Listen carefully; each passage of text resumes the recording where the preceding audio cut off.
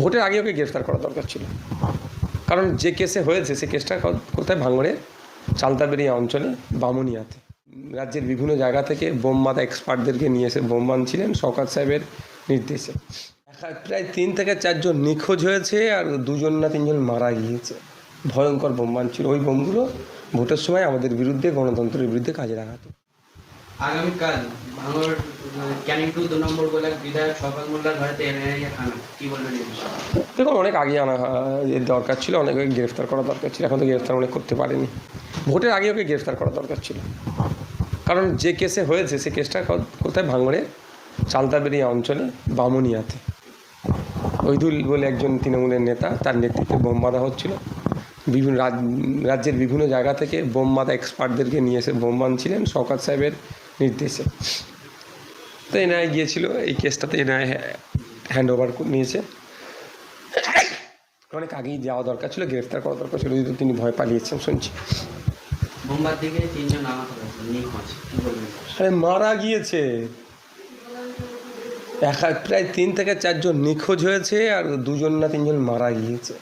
ভয়ঙ্কর বোম বাঁধছিল। ওই বোমগুলো ভোটের সময় আমাদের বিরুদ্ধে, গণতন্ত্রের বিরুদ্ধে কাজে লাগাতো শওকত সাহেব। বাংলার বিজেপি কর্মীরা বলছে আমাদেরকে সুবিধা করে দিয়েছে বাংলার একমাত্র আইএসএফ দল। কে বলছে? বিজেপির কর্মীরা। আচ্ছা, তাহলে আমাদেরকে কিছু ফ্যাসিলিটি দিতে বলো না। নব্য বিজেপিরা স্বাভাবিক মানে বলছে, যেটা তৃণমূলপন্থী থেকে বিজেপি হয়েছে রাতারাতি। শওকত মোল্লা বাংলাদেশ পালিয়ে যাচ্ছে লাল জামা পরে, এ বিষয়ে কি বলবেন? অনেক গল্প দিয়েছিলেন, অনেক ডায়লগ দিয়েছিলেন, এই কারেঙ্গে হান কারেঙ্গে তার বলেছিলাম না আমি, বিরোধী দলে রাজনীতি করার ক্ষমতা ওদের নাই।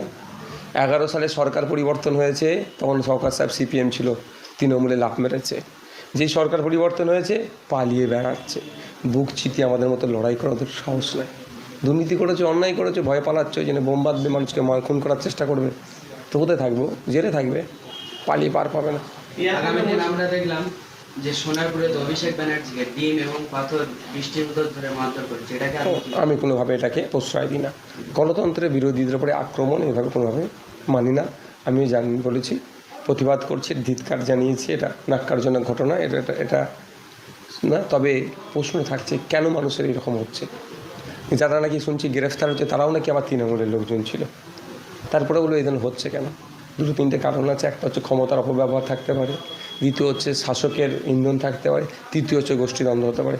যাই হোক না কেন, এই ধরনের মারামারি রাজনীতিকে আমি পছন্দ করি না, প্রশ্রয় দিই না। আপনি কি বলবেন? আমরা চাই না তো না, আপনার মতামতটা দেন না, সবটা আমাকে বলতে হবে কেন? আমাকে সব বলতে হবে? এত নেতা আছে, তারা কি করছে? ঘুমাচ্ছে?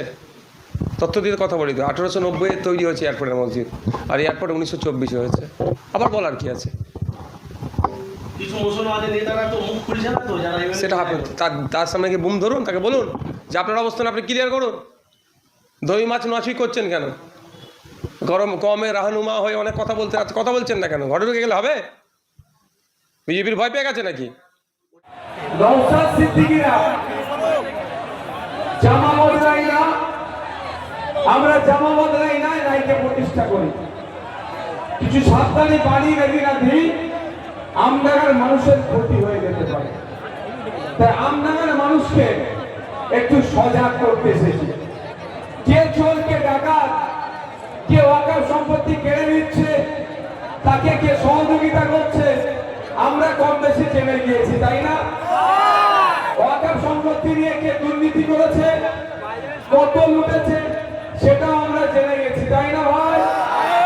এখন শুধু আমাদের জানার দরকার কাকে ভোটটা দেব।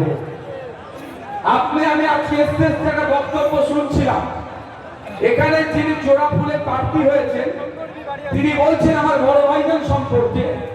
আপনি ভালো করে জানেন আমার বড় ভাইজান সম্পর্কে কিছু বললে নওশাদ সিদ্দিকী যেমন চুপ থাকতে পারেন। 2-3টে বিষয় বলবো। একটা, কলাঘাটে নওশাদ সিদ্দিকীর সাথে নাকি কে মিটিং করতে, তার উত্তর দেবো আজকে। অভিষেক বাবুর সেন্ট্রাল সিকিউরিটি নিয়ে প্রশ্নের উত্তর দেব।